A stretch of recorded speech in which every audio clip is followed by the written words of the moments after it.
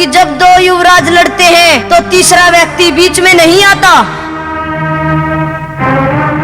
नाहर, आप लोग हट जाइए। मेरी बाजुओं में इतनी ताकत है जो इनका मुकाबला कर सकूं, और इस लड़ाई में चाहे मेरे प्राण निकल जाएं, आप बीच में नहीं आना।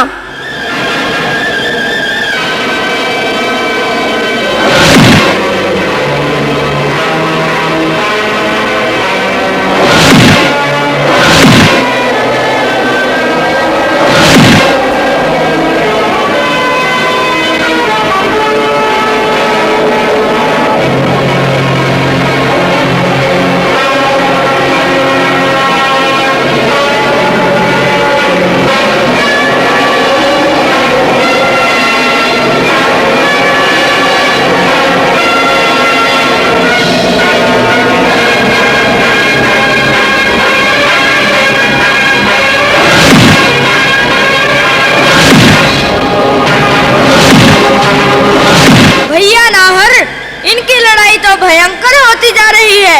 हमें जल्द ही महाराज को बताना चाहिए। हाँ हाँ, जल्दी चलो। चलो चलो।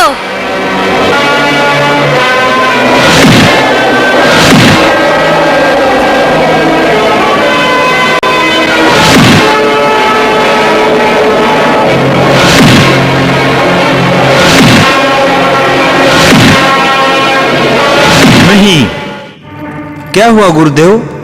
आप इस तरह क्यों कर रहे हैं?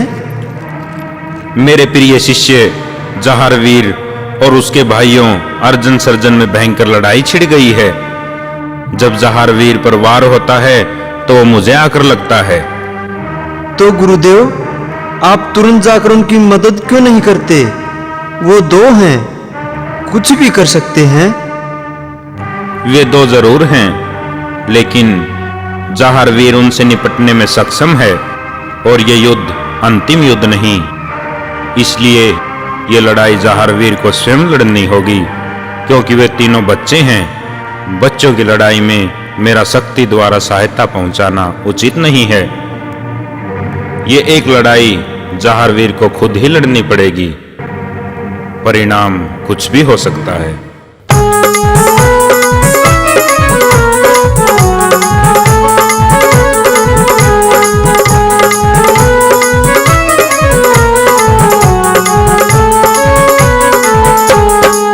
किसका लूं लड़े बालक अनजान पक्ष में, किसका लूं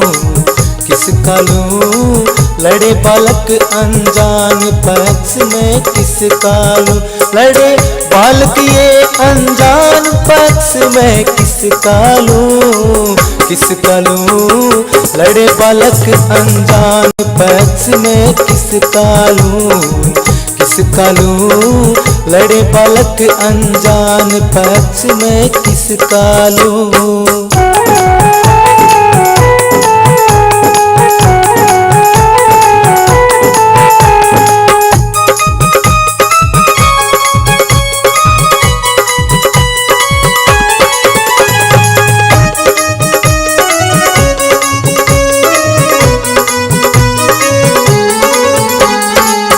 बालक दिल के भोले भाले, मासूम फूल ये रस भर प्याले। बालक दिल के भोले भाले, मासूम फूल ये रस भर प्याले। ये तो कुदरत की मुस्कान पक्ष में, किसका लूं लड़े बालक अनजान पक्ष में, किसका लूं लड़े बालक अनजान पक्ष में, किसका लूं।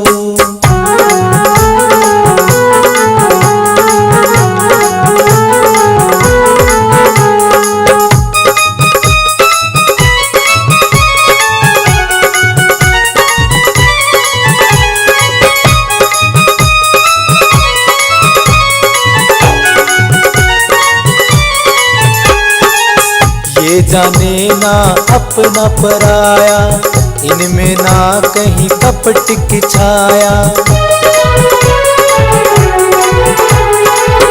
ये जाने ना अपना पराया, इनमें ना कहीं कपट की छाया ना इनमें द्वेष मलान पक्ष में किसका लूं लड़े बालक अनजान पक्ष में किसका लूं लड़े बालक अनजान पक्ष में किसका लूं।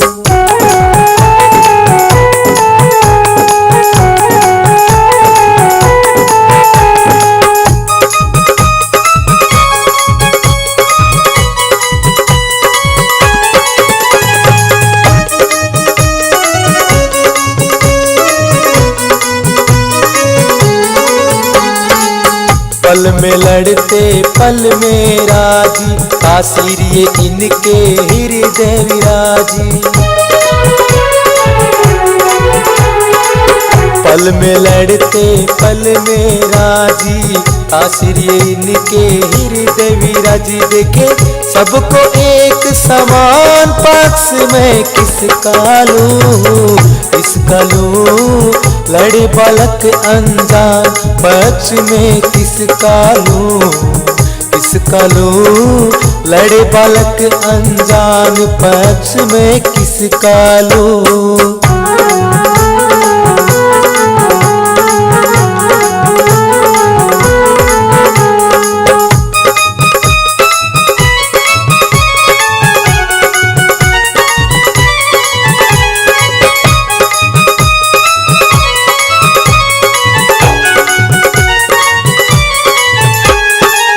बच्चे होते मन के सच्चे भगवान को भी ये लगते अच्छे। बच्चे होते मन के सच्चे भगवान को भी ये लगते अच्छे। इनकी रक्षा करे भगवान पक्ष में किसका लूं लड़े बालक अनजान पक्ष में किसका लूं लड़े बालक अनजान पक्ष में किसका लूं। लड़े बालक अनजान पक्ष में किसका लूं लड़े बालक अनजान पक्ष में किसका लूं लड़े बालक अनजान पक्ष में किसका लूं लड़े बालक अनजान पक्ष में किसका लूं।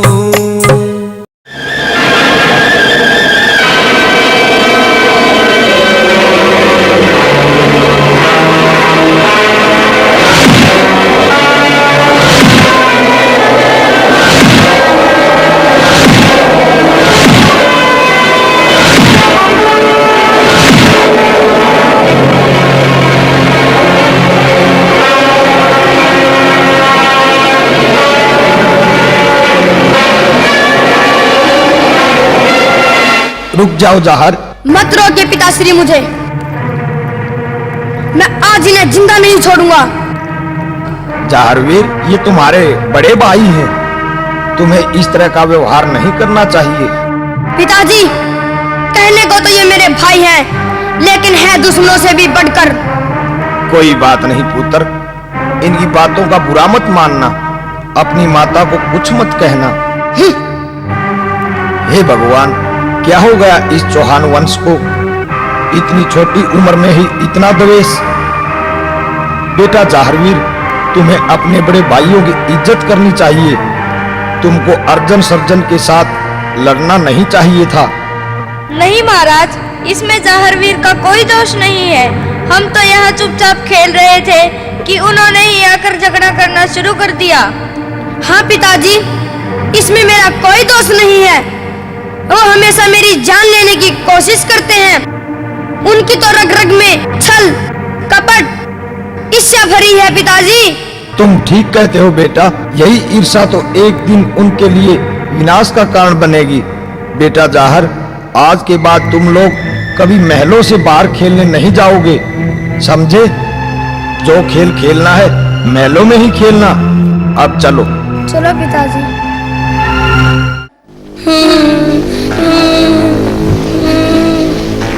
Hmm.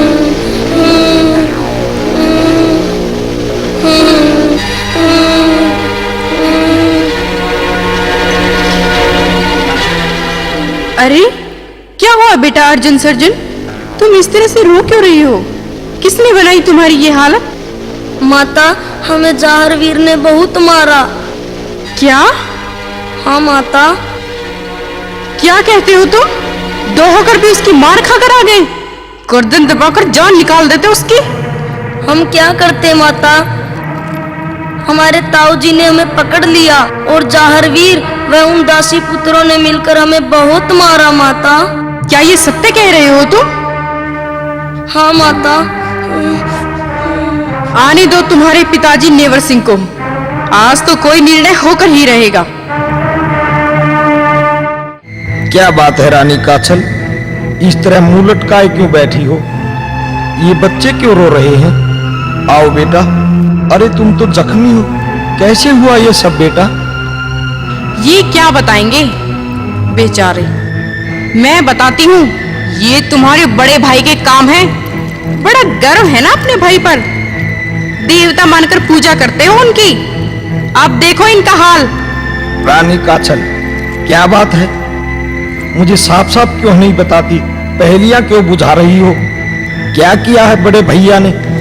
तुम्हारे बड़े भाई ने मेरे पुत्रों को पकड़कर अपने पुत्र जाहरवीर वे उन दासी पुत्रों से पिटवाया है। रानी काछल, तुम्हें शर्म आनी चाहिए जो मेरे देवता समान भाई पर इस तरह के झूठे आरोप लगा रही हो। वो तो अर्जुन सर्जन को अपने पुत्र से भी बढ़कर प्यार करते हैं। हाँ हाँ, यही तो। तुम्हें तो अपने बड़े भाई के सिवाय कुछ दिखाई देता ही नहीं। मेरी तो हर बात आपको झूठी लगती है। तो इन बच्चों से पूछ लो, ये भी झूठ बोलेंगे क्या? बताओ बेटो, क्या तुम्हारी माता जो कह रही है वो सत्य है? हाँ पिताजी, ये सत्य है। जाहरवीर ने हमें बहुत मारा। अब तो यकीन आ गया आपको, ये छोटे छोटे बच्चे भी क्या झूठ बोल रहे हैं? आखिर कब तक हम ये जुल्म सहते रहेंगे स्वामी? आप इस राज का बंटवारा क्यों नहीं कर लेते? रानी काछल, आपके मुंह से ये बातें शोभा नहीं देती। औरतें परिवार को जोड़ने का काम करती हैं, न कि तोड़ने का।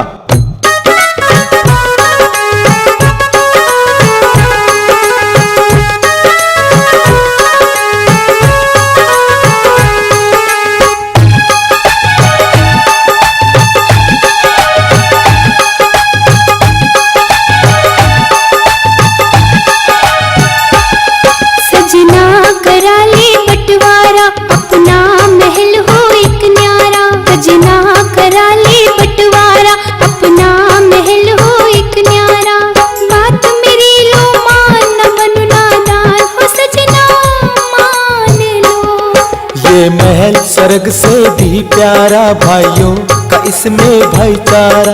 ये महल स्वर्ग से भी प्यारा, भाइयों का इसमें भाईचारा। बन जाए शमशान न खोल जुबान तो सजनी जान ले। सजना करा ले बंटवारा, अपना महल हो एक न्यारा। ये महल स्वर्ग से भी प्यारा, भाइयों का इसमें भाईचारा।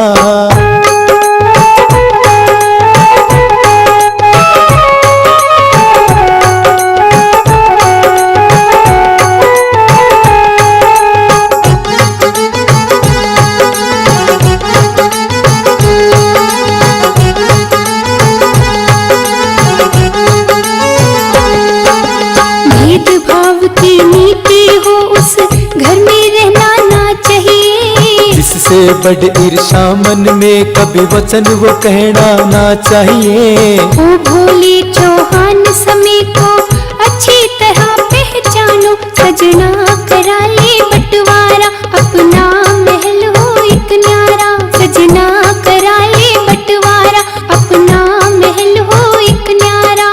बन जाए शमशान न खोल जुबान तू सजनी जान ले। सजना करा ले बंटवारा, अपना महल हो एक न्यारा। ये महल स्वर्ग से भी प्यारा, भाइयों का इसमें भाईचारा।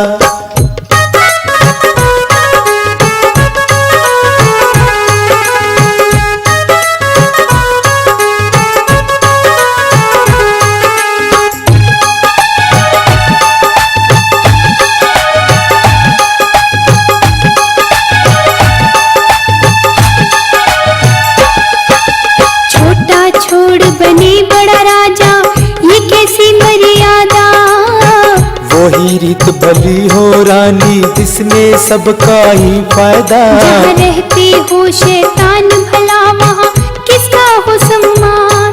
सजना करा ले बंटवारा अपना महल हो एक न्यारा। सजना करा ले बंटवारा अपना महल हो एक न्यारा।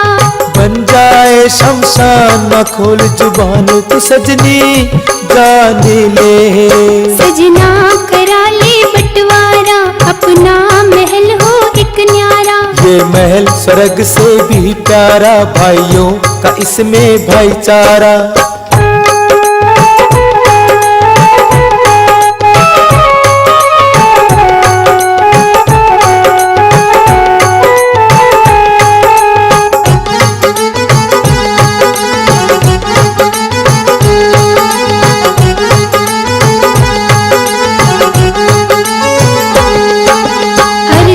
सर्जन राज दुलारे उनका भी तुम्हें ख्याल नहीं। अपनों से हो अलग हुआ कोई भी माला माल नहीं। धोखे से भरा जहान हुआ अब स्वार्थ का इंसान। सजना करा ले बंटवारा अपना महल हो एक न्यारा। सजना करा ले बंटवारा अपना महल हो एक न्यारा।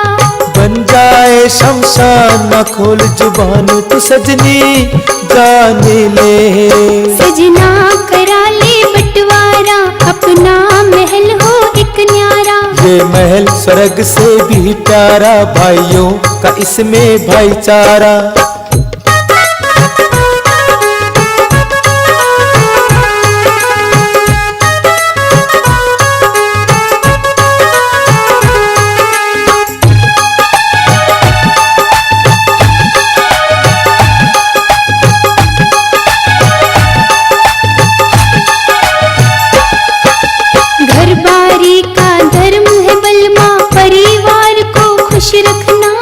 अपना और पराया सिखा के नाश नीव की करे रचना।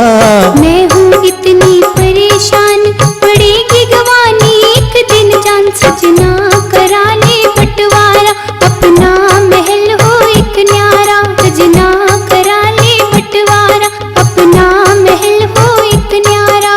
बात मेरी लो मान न बनो नादान ओ सजना मान लो।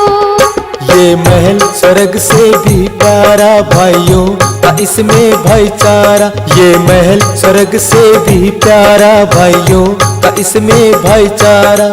बन जाए शमशान न खोल जुबान तो सजनी जान ले। सजना करा ले बंटवारा अपना महल हो एक न्यारा। ये महल स्वर्ग से भी प्यारा भाइयों का इसमें भाईचारा। सजना करा ले बंटवारा। बस स्वामी बस, अब मैं और बर्दाश्त नहीं कर सकती।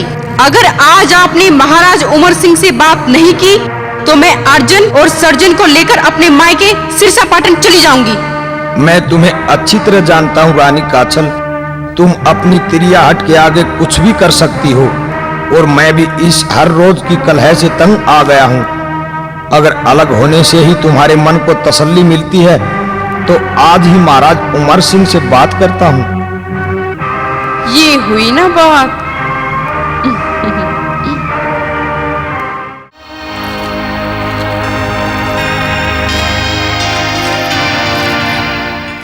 पिताश्री प्रणाम। आओ बेटा नेवर। पिताश्री, मुझे आपसे कुछ कहना है। अगर आपकी आज्ञा हो तो मैं कुछ कहूँ पिताजी। हाँ हाँ, क्यों नहीं बेटा नेवर, क्या कहना चाहते हो? बेझिझक कहो। पिताश्री, मैं इस राज्य का बंटवारा चाहता हूँ। ये तुम क्या कह रहे हो पुत्र? बंटवारा? तुम शायद भूल रहे हो पुत्र, जब हमारे चौहान वंश में कोई पुत्र पैदा होता है तो उसे ये बताया जाता है कि जीवन भर कभी बंटवारा शब्द उसकी जुबान पर नहीं आना चाहिए। आज तक हमारी सभी पुश्तें मिलकर इकट्ठी रहती आई हैं, फिर तुम्हें आज ये परेशानी क्यों? आप मुझे गलत समझ रहे हैं पिताश्री, लेकिन कई फैसले ऐसे होते हैं जो इंसान को न चाहते हुए भी करने पड़ते हैं। तुम्हारे सामने ऐसी क्या मजबूरी है पुत्र, जिसने तुम्हें इतना बड़ा फैसला लेने पर विवश कर दिया? क्या तुम्हारे भैया जेवर सिंह ने तुम्हें कुछ कहा है? नहीं पिताश्री, भैया जेवर तो साक्षात देवता हैं। वो तो मुझे अपने छोटे भाई की तरह नहीं बल्कि पुत्र की तरह प्यार करते हैं। उनकी तो 7 जन्मों तक सेवा की जाए वो भी कम है। पुत्र, हम भी वर्षों से एक राजा के रूप में प्रजा को निर्णय सुनाते आए हैं और हमारे सामने दरबार में इस प्रकार के बहुत तायत मामले आते हैं जो बंटवारा चाहते हैं, और ऐसे मामलों में 2 ही बातें उभर कर सामने आती है जो बंटवारे का मुख्य कारण होती है। एक, या तो उन भाइयों में आपस में झगड़ा रहता है, आपस में प्रेम नहीं है, और दूसरी बात यह होती है कि भाइयों में तो प्यार होता है लेकिन उनकी पत्नियां उनको साथ नहीं रहने देती। मेरे ख्याल से तुम्हारे ऊपर दूसरी बात ज्यादा उपयुक्त बैठती है। आप सत्य कह रहे हैं पिताश्री। मुझे रानी काछल के दबाव में ही आपके पास आना पड़ा, लेकिन पिताश्री आप ही बताएं मैं क्या करूं? मैं रोज रोज की कलह से तंग आ गया हूं। एक तरफ तो भाई का प्यार मिल रहा है, दूसरी तरफ रानी काछल व पुत्र अर्जन सर्जन मुझसे बिछुड़ रहे हैं। पिताश्री, ऐसी स्थिति में आप एक पिता की हैसियत से नहीं बल्कि राजा के रूप में क्या निर्णय देते? बेटा नेवर सिंह, जब तुम्हारे जैसी स्थिति हमारे सामने आती तो एक राजा के रूप में हम यही निर्णय देते कि तुम्हारा बंटवारा होकर भी बंटवारा न हो। मैं आपके कहने का तात्पर्य नहीं समझा पिताश्री। मेरे कहने का तात्पर्य यह है पुत्र कि हम तुम्हें बंटवारे के रूप में सांभर का इलाका देते हैं, लेकिन एक शर्त पर, तुम्हें रहना यही ददरेवा के महलों में होगा। ठीक है पिताश्री, मुझे आपका ये निर्णय मंजूर है। प्रणाम।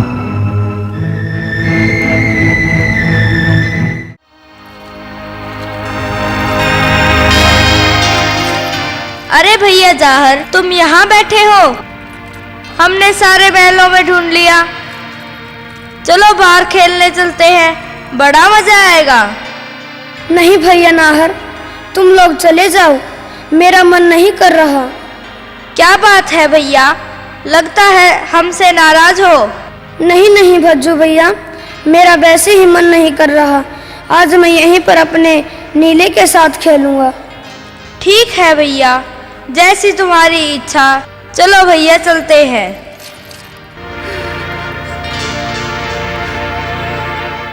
कई दिन हो गए, आज तो नीले के साथ खेलूंगा।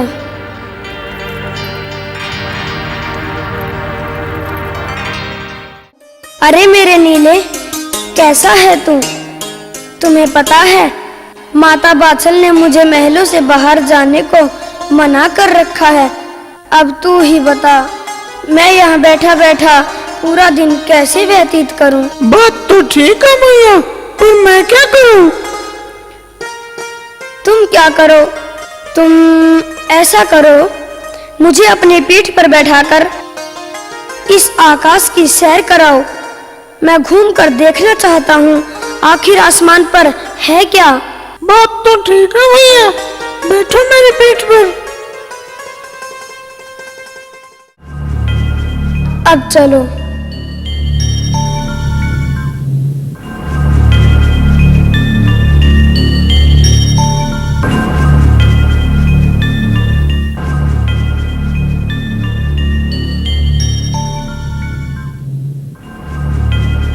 अरे देखो, आसमान से लोग कितने छोटे छोटे दिखाई देते हैं। सचमुच शाबाश मेरे नीले, मजा आ गया।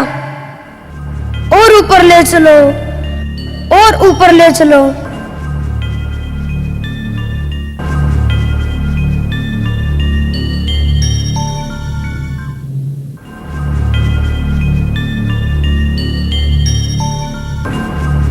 अरे रुकना जरा, वहां क्या है? तुम यहीं पर रुको, मैं अभी आता हूं।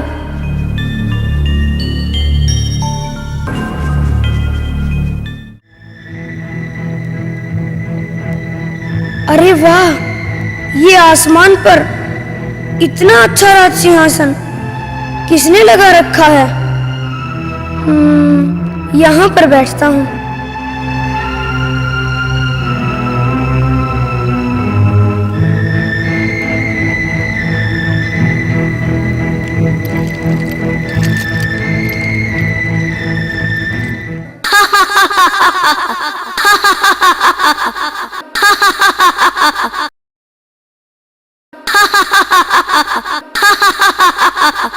अब मैं यहाँ का राजा हूँ।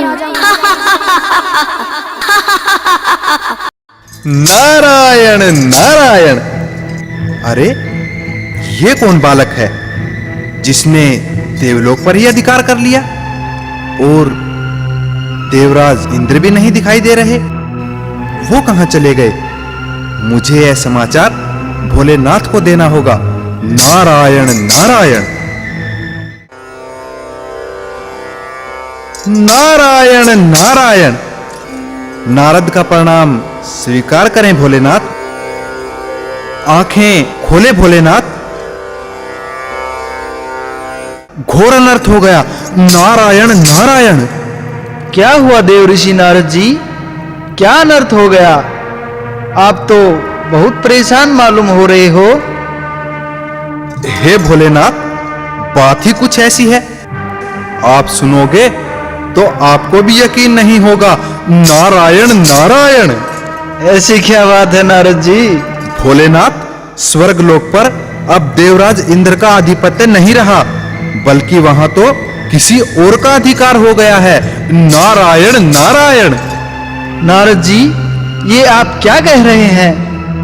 जी हां भोलेनाथ, आपको तो पता ही है कि मैं जो भी बोलता हूं सत्य ही बोलता हूं। और ये सब तो नारायण नारायण। मैं अभी अभी देख कर आया हूं। वो बालक इंद्र सिंहासन पर बैठकर कह रहा था कि मैं अब यहां का राजा हूं। नारायण नारायण। भोलेनाथ, मुझे तो यह बालक के रूप में कोई मायावी राक्षस मालूम होता है जो स्वर्ग लोक पर अधिकार करके बैठ गया है। अब तो देवताओं की लाज आपके हाथों में है भोलेनाथ। नारायण नारायण। देव ऋषि नारद जी, आप तो हमेशा हर बात को बढ़ा चढ़ाकर प्रस्तुत करते हो। मैं अभी पता लगाता हूं कि ये बालक कौन है। नारायण नारायण।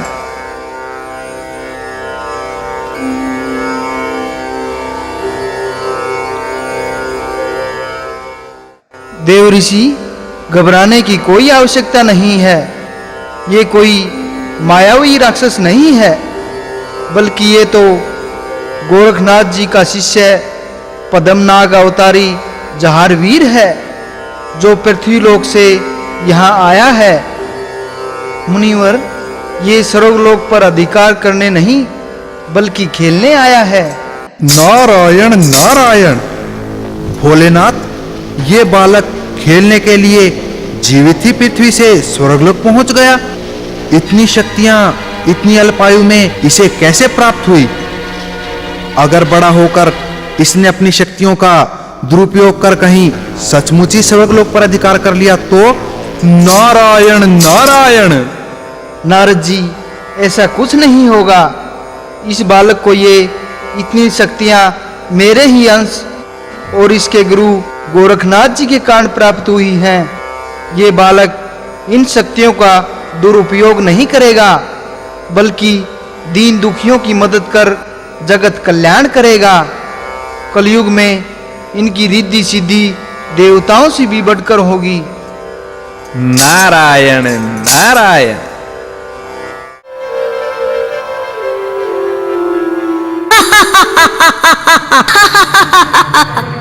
ये क्या देवराज, ये कौन बालक है जो आपके सिंहासन पर विराजमान है?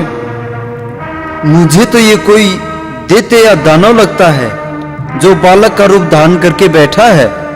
देवराज, वो देखिए नीला घोड़ा, शायद ये इसी पर बैठकर आया है। देवराज, अब देर न करे, इस मायावी को अपने किए की सजा दे। इसे तो मैं वो सजा दूंगा कि फिर कोई दैत्य या दानव इंद्र सिंहासन की तरफ आंख भी नहीं उठा सकेगा। हे मायावी, तुम कौन हो? अपने असली रूप में आओ। मैं तो अपने असली रूप में ही हूँ। मुझे लगता है कि तुम्हारी मृत्यु तुम्हें यहाँ खींच लाई है। तुम जो कोई भी हो, अपने असली रूप में आओ। मैं तुम्हें आखिरी बार चेतावनी देता हूँ। अब तुम देवराज इंद्र के कहर से नहीं बच सकते।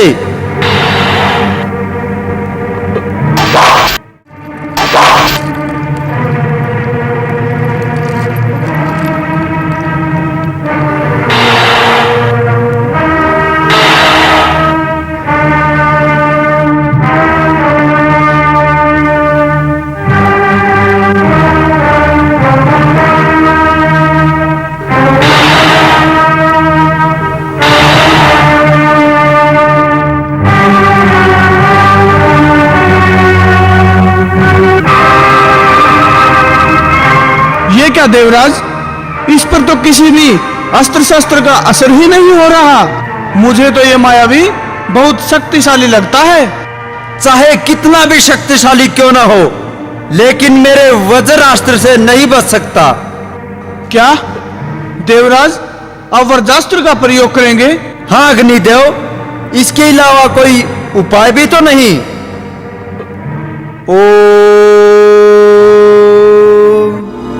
ठहरो देवराज। हे नाथ शिरोमणि, प्रणाम। प्रणाम गुरु गोरखनाथ जी। आप यहाँ? हाँ देवराज, आप वज्रास्त्र का प्रयोग इस बालक पर न करें। कहीं ऐसा न हो कि वो भी निष्क्रिय हो जाए। क्या? हाँ देवराज इंद्र, इस बालक पर वज्रास्त्र का भी कोई असर नहीं होगा। हे नाथ शिरोमणि, मैं इस बालक का परिचय जानना चाहता हूँ। ये कौन है और यहाँ कैसे पहुंचा? हे देवराज इंद्र, आप जरा अतीत में जाकर देखिए। आपको शायद याद हो कि आज से सैकड़ों वर्ष पूर्व पृथ्वी लोक से बागड़ देश के सांबर प्रांत के राजा गंगाराव चौहान यहाँ आए थे और वे सर्व अप्सरा उर्वशी को स्वर्ग लोक से पृथ्वी लोक में ले गए थे और उनके साथ विवाह किया था। जी हाँ, मुझे अच्छी तरह याद है नाथ जी, लेकिन इस बालक का राजा गंगाराव से क्या संबंध है? ये बालक उसी वीर चौहान राजा गंगाराव व अप्सरा उर्वशी के वंशज हैं। ये पद्मनाग अवतारी व मेरे प्रिय शिष्य हैं। इनका नाम जाहर वीर है। ये बालक अपने जन्म से ही अनेक शक्तियों से परिपूर्ण है। आओ मेरे शिष्य जाहर, ये देवराज इंद्र हैं। स्वर्गलोक पर इन्हीं का राज है। इन्हें प्रणाम करो पुत्र। प्रणाम देवराज इंद्र। प्रणाम। बेटा जाहर, ये स्वर्गलोक है। तुम्हें यहाँ नहीं आना चाहिए था और न ही राज सिंहासन पर बैठकर देवराज का अपमान करना चाहिए था। हे गुरुदेव, मेरा उद्देश्य देवराज का अपमान करना नहीं था। मैं तो पृथ्वी पर खेलते खेलते ऊब गया था, इसलिए मैं ऊपर देखना चाहता था कि आकाश में क्या है। इसलिए नीला मुझे यहाँ ले आया और मैंने यहाँ देखा तो ये सिंहासन खाली पड़ा था।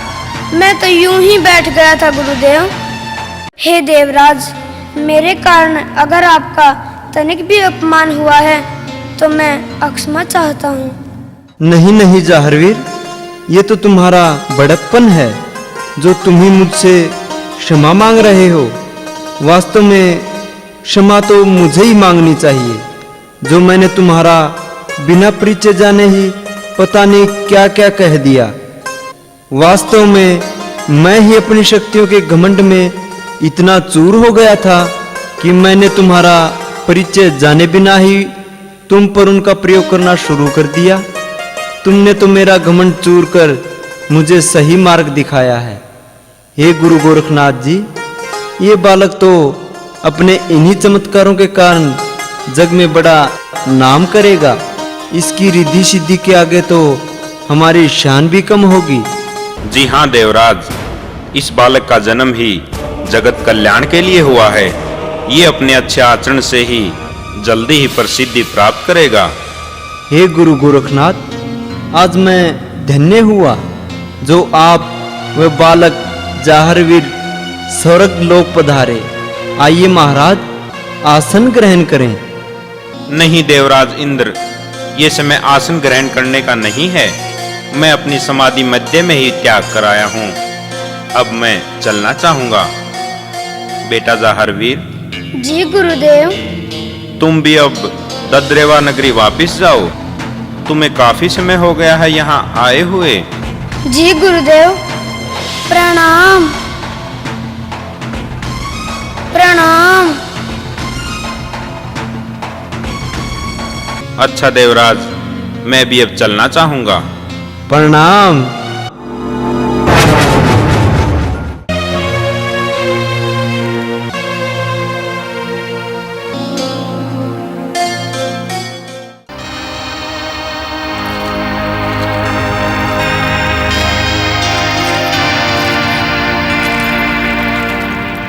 महाराज, हम आपसे कुछ बात करना चाहते हैं। कहो महारानी, क्या बात है?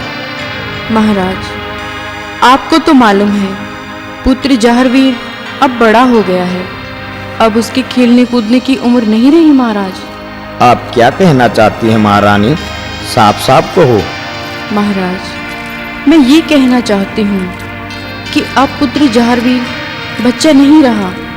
इस आयु में एक राजकुमार की शिक्षा दीक्षा प्रारंभ हो जाती है। आप जल्दी ही किसी योग्य आचार्य की व्यवस्था कर शिक्षा का कार्य प्रारंभ करवाएं। महारानी, ये बात तो काफी दिनों से हमारे जहन में भी थी और हमने तो आपके कहने से पहले ही जाहरवीर के लिए आचार्य का चुनाव कर लिया है। बस अब तो उनके हामी भरने की देरी है। लेकिन महाराज, आपने किसी जाहरवीर के लिए आचार्य चुना है? क्या आपने पहले उसकी योग्यताओं को परखा है? हमें पूरी जांच परख के बाद ही कोई निर्णय लेना चाहिए महाराज। महारानी, हम जिस आचार्य से जाहरवीर को शिक्षा दिलवाना चाहते हैं, उनकी योग्यताओं को परखने की कोई आवश्यकता नहीं है। तीनों लोकों में कहीं भी ऐसा गुरु आपको ढूंढने से नहीं मिलेगा। मैं समझी नहीं महाराज, आप किसकी बात कर रही हैं? ऐसा गुरु कौन है? महारानी, मैं गुरु गोरखनाथ जी की बात कर रहा हूँ। अगर उनके मुकाबले कोई गुरु हो तो बताएं। सचमुच महाराज, अगर गुरु गोरखनाथ जी बालक जाहरवीर को शिक्षा दीक्षा दें तो ये हमारा बड़ा सौभाग्य होगा। महाराज, आप कल ही जाकर गुरु गोरखनाथ जी से इसका अनुरोध करें। मुझे पूरा यकीन है कि गुरुदेव कभी इनकार नहीं करेंगे। ठीक है महारानी, मैं कल ही गुरु गोरखनाथ जी के डेरे में जाता हूँ और संभव हुआ तो उन्हें अपने साथ ही राजमहल लेकर आऊंगा।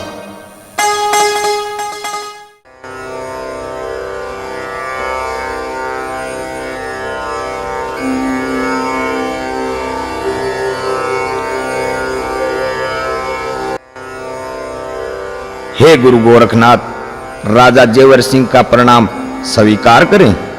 सदा सुखी रहो राजन। आज किस प्रयोजन से हमारे पास आना हुआ?